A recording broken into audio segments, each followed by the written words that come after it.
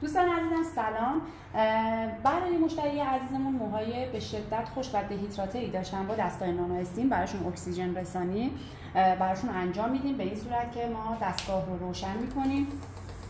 موهای ایشون کوتاهه ولی مو اگر بلند بود حتما تقسیم بندی مرتب انجام میدیم، لایه به لایه از لایه‌های زیری شروع می‌کنیم به مواد گذاری کردن. ولی موهای ایشون چون کوتاه هست از قسمت پایینی شروع می‌کنیم به سمت بالا.